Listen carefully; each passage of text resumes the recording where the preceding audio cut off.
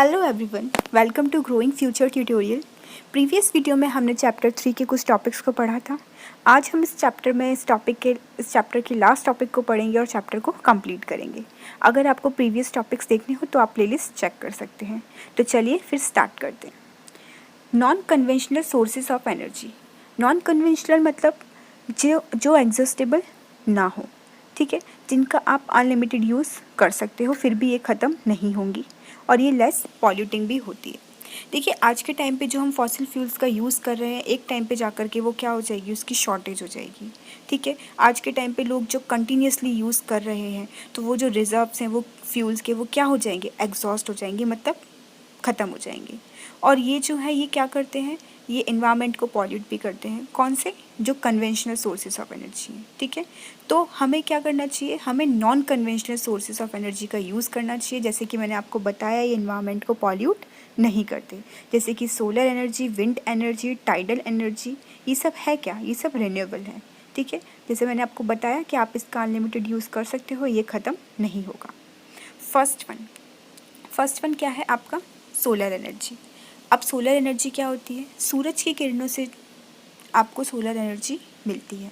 ठीक है, सन की जो हीट होती है, लाइट होती है, ठीक है, आप इसको डेली क्या करते हो, फील करते हो। आप जो है इन सोलर एनर्जी को सोलर सेल्स में ट्रैप्ड करके इलेक्ट्रिसिटी को प्रोड्यूस कर सकते हो। आप बहुत सारे सेल को जॉइन करोगे तो एक सोलर पैनल बनेगा, ठीक है, जो कि क्या जनरेट करेगा, पावर हीटिंग के लिए और लाइटनिंग पर्पस के लिए। ये जो टेक्नोलॉजी है सोलर एनर्जी को यूज़ करना, ठीक है, ये बहुत ही बेनिफिशियल है ट्रॉपिकल कंट्रीज़ के लिए जहाँ पर बहुत ज़्यादा सनशाइन है। अब देखिए, जो ट्रॉपिक ऑफ कैंसर है वहाँ पे सन की जो किरणें हैं वो डायरेक्टली पड़ती है, तो यहाँ पे सूरज की रोशनी बहुत ज़्यादा होती है। तो यहाँ पर आप बहुत ज़्यादा मात्रा में सोलर एनर्जी क्या कर सकते हो, प्रोड्यूस कर सकते हो।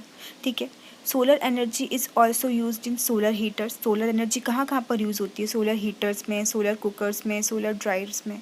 ठीक है, और ये कम्युनिटी लाइटिंग और ट्रैफिक सिग्नल्स में भी यूज़ होती है। Next one is wind energy. Wind energy भी क्या होती है? एक इनएग्जॉस्टेबल सोर्स ऑफ एनर्जी है जो कि ख़त्म नहीं हो। ये जो हवा जो चलती है उससे। विंड मिल्स को पहले हम यूज़ करते थे ग्रेन्स को ग्राइंड करने के लिए और वाटर को लिफ्ट करने के लिए पहले के टाइम में।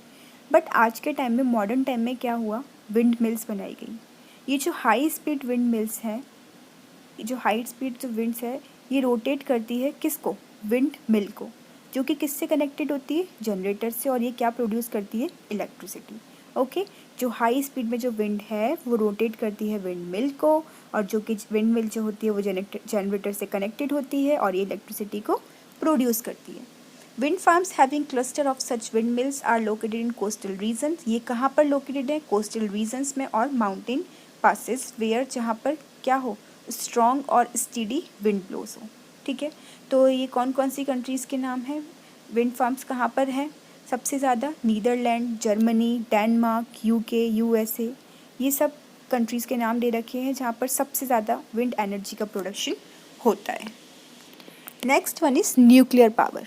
अब देखिए, न्यूक्लियर पावर जो ऑब्टेन्ड होती है, जो एनर्जी आपकी स्टोर्ड होती है न्यूक्लियाई में, किसके न्यूक्लियाई? एटम्स की, ये उसमें से ऑब्टेन्ड होती है नेचुरली। ओके, अब देखो, नेचर में जो ये रेडियो अक्रिंग एलिमेंट्स होते हैं जैसे यूरेनियम और थोरियम, उनका जो एटम होगा उसके अंदर क्या होगा, तो उसके अंदर जो न्यूक्लियाई होती है वहाँ से जो एनर्जी प्रोड्यूस होती है, वहाँ से निकलता है आपका न्यूक्लियर पावर। अब ये जो होते हैं, ये न्यूक्लियर फिजन होते हैं न्यूक्लियर रिएक्टर्स में। फिजन मतलब टूटना, टूटते हैं और फिर क्या बनाते हैं, पावर बनाते हैं। सबसे ज़्यादा प्रोड्यूसर्स जो हैं न्यूक्लियस पावर के, वो हैं आपके यूएसए, यूरोप, और जो इंडिया में है वो है आपका राजस्थान और झारखंड। यहाँ पे सबसे ज़्यादा डिपॉजिट्स हैं यूरेनियम के, थोरियम के, सबसे ज़्यादा। और कहाँ पर है? मोनोज़ाइट सैंड्स ऑफ केरला में। जो न्यूक्लियर पावर स्टेशन है आपके इंडिया में वो कहाँ लोकेटेड है? कालापक्कम तमिलनाडु में, तारापुर महाराष्ट्र में, राणा प्रताप सागर जो कि कोटा के पास है राजस्थान में, और एक नरोरा उत्तर प्रदेश, और कायगा कर्नाटक में। अब यहाँ पर आपको एक न्यूक्लियर एनर्जी का डायग्राम दे रखा है, आप इसको एक बार रीड कर लीजिएगा कि कैसे इलेक्ट्रिसिटी प्रोड्यूस होती है टरबाइन से। टरबाइन मैंने आपको जो बताया था पहले, जो जनरेटर से जो घूमता है उससे जब टकराती है तो लाइट क्या होती है, प्रोड्यूस होती है, जब उससे वाटर टकराता है तब। Next one is geothermal energy. Geo मतलब अर्थ। अब ये जो एनर्जी है, हीट एनर्जी, ये किससे ऑब्टेन्ड होती है, आपकी अर्थ से। जो एनर्जी आपको अर्थ से ऑब्टेन्ड होती है वो क्या है, geothermal energy.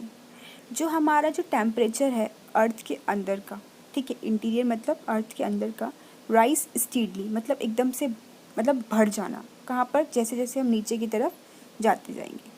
Sometimes this heat energy may surface itself in the form of hot springs. ये जो हीट एनर्जी है इसको आप पावर जनरेट करने के लिए भी यूज़ में ले सकते हो। जो जियोथर्मल एनर्जी है हॉट स्प्रिंग की फॉर्म में, मतलब एक उबलता हुआ पानी आप कैसे कह सकते हो, ठीक है, उसको आप यूज़ कर सकते हो कुकिंग, हीटिंग और बाथरिंग के लिए कुछ सेवरल ईयर्स के लिए। यूएसए जो है वो वर्ल्ड का लार्जेस्ट जियोथर्मल पावर प्लांट है। पहले कौन था, न्यूजीलैंड, फॉलोड बाय न्यूजीलैंड, मतलब न्यूजीलैंड में भी है, आइलैंड भी है, और आइसलैंड में भी है, फिलीपींस में भी है, और सेंट्रल अमेरिका में भी है। इंडिया में जियोथर्मल प्लांट्स जो है वो है मणिकर्ण हिमाचल प्रदेश और पूगा वैली इन लद्दाख में। ये आपको एक एग्जांपल बता रखा है जियोथर्मल एनर्जी का फिगर में, जैसे ये नेचुरल कुछ क्रैक हुआ, स्टीम मतलब जो नीचे का जो गर्म पानी है वो जा रहा है, फिर जब वो टरबाइन से टकराता है तो वो क्या जनरेट करता है, electricity. Next one is tidal energy. वो एनर्जी जो कि किससे जनरेट होती है, टाइड से, समुद्र में जो टाइड्स जो आते हैं उसको बोलते हैं टाइडल एनर्जी। टाइडल एनर्जी जो होती है can be harnessed by building dams at narrow opening of the sea. जो सी की जो ओपनिंग होती है वहाँ पर हम क्या बना देते हैं, डैम्स बना देते हैं। जब बहुत हाई टाइड्स आती हैं तो energy of tides is use to turn the turbine. वही चीज़ कि टरबाइन को हम इंस्टॉल करते हैं उस डैम के पास, फिर टरबाइन से वो टकराती हैं जब पानी, तो क्या वो प्रोड्यूस करता है, इलेक्ट्रिसिटी, ठीक है। इसके Russia, France, gulf of Kutch, India में यहाँ पर ह्यूज टाइडल मिल फार्म्स हैं। लो टाइडल एनर्जी जो होती है वो किसके लिए यूज़ होती है, इलेक्ट्रिसिटी को प्रोड्यूस करने के लिए। लास्ट है आपकी बायोगैस। अब देखिए, ऑर्गेनिक वेस्ट होता है जैसे कि डेड प्लांट्स हो गया, एनिमल्स का मटेरियल हो गया, एनिमल्स के डंग हो गया, या फिर किचन वेस्ट हो गया। इसको आप किस में कन्वर्ट कर सकते हो, गैसियस फ्यूल, जिसको हम क्या बोलते हैं, बायोगैस। ये जो ऑर्गेनिक वेस्ट जो होता है इसको ये डिकम्पोज हो जाता है, ठीक है, किसके थ्रू, बायोगैस, वो बैक्टीरिया के थ्रू। फिर बायोगैस डिज़ास्टर में हम इसे डालते हैं तो वो क्या प्रोड्यूस करती है, बायोगैस, जो कि एक इसेंशियली मिक्सचर होता है किसका, मीथेन का और कार्बन डाइऑक्साइड का। बायोगैस जो है वो बहुत ही एक्सीलेंट फ्यूल है कुकिंग के लिए, लाइटनिंग के लिए, और and produce huge amount of organic manure. क्या प्रोड्यूस करता है, ऑर्गेनिक मैन्योर हर साल। तो जो ऑर्गेनिक मैन्योर जो होता है, जो खाद जो होती है, वो आपकी क्रॉप प्रोडक्शन में क्या करती है, हेल्प करती है, अच्छा क्रॉप प्रोडक्शन होगा फिर, ठीक है। देखो, एनर्जी तो सब जगह है बट इसको हार्नेस करना ये बहुत ही डिफ़िकल्ट भी होता है और कॉस्टली भी होता है। Each one of us can make difference bye not wasting energy. तो हमें एनर्जी को वेस्ट नहीं करना चाहिए, एनर्जी को सेव करना चाहिए और जनरेट करना चाहिए, और हमें एनर्जी को फ्यूचर के लिए भी सेव करके जिससे क्या होगा, हमारा फ्यूचर जो होगा वो ब्राइटर होगा। अब देखिए यहाँ पे आपको कुछ एडवांटेजेस और डिसएडवांटेजेस दे रखे हैं। जैसे विंड एनर्जी का एडवांटेज क्या है कि ये नॉन पॉल्यूटिंग होती है, पॉल्यूशन नहीं करती। इसका cost of production, low cost of production, मतलब इलेक्ट्रिसिटी कॉस्ट ऑफ प्रोडक्शन में तो कम होता है, बट इस एक बार ये सेटअप हो जाए तब, जब हम इसको सेटअप कर लेंगे उसके बाद जो इलेक्ट्रिसिटी जो प्रोड्यूस होगी उसका कॉस्ट ऑफ प्रोडक्शन बहुत ही कम आता है, और ये साफ़ होती है और क्लीन होती है। बट डिसएडवांटेज क्या है कि ये बहुत ही नॉइज़ पॉल्यूट करती है, और जैसे मैंने बताया था कि इसका सेटअप बस एक बार हो जाए, क्योंकि इसका सेटअप करना बहुत ही ज़्यादा कॉस्टली होता है। ये डिस्टर्ब करती है रेडियो और टीवी रिसेप्शन को, और ये हार्मफुल होती है आपकी बर्ड्स के लिए। सोलर एनर्जी का एडवांटेज क्या है, इनएग्जॉस्टेबल, ख़त्म नहीं होगी और ना ही पॉल्यूशन करती है। बट डिसएडवांटेज क्या है कि बहुत ही एक्सपेंसिव होती है सोलर पैनल लगाना, ठीक है, और डिफ्यूज्ड सोर्स है, सो गेट वेस्टेड। मतलब कैसे वेस्टेड, आप जितने में सोलर पैनल लगाओगे उतने में ही आप एनर्जी कंजर्व कर सकते हो। बाकी जो सूरज की किरणें हैं वो क्या हो रही हैं, वेस्ट ही तो हो रही हैं। ऐसा तो है नहीं कि आप सारी किरणें ले लोगे, इतना सारा सोलर पैनल तो लगाओगे नहीं, बट जितनी जगह पे लगा होगा सिर्फ हम उतनी ही एनर्जी को यूज़ कर पाएंगे। टाइडल एनर्जी के एडवांटेज है कि वो पॉल्यूशन नहीं करती और ये भी इनएग्जिस्टेबल है, मतलब ख़त्म नहीं होगी।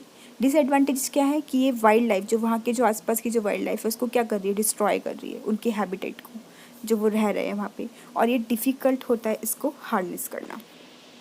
नेक्स्ट आपको दे रखा है न्यूक्लियर एनर्जी। इसके एडवांटेज है कि ये एमिट करता है, मतलब लार्ज अमाउंट में एनर्जी प्रोड्यूस करता है, और डिसएडवांटेज है कि ये जनरेट करता है रेडियो एक्टिव वेस्ट को, क्योंकि ये रेडियो एक्टिव से ही बनती है इसलिए इसके वेस्ट को प्रोड्यूस करती है, और ये बहुत ही खर्चीली भी होती है इसको सेटअप करना।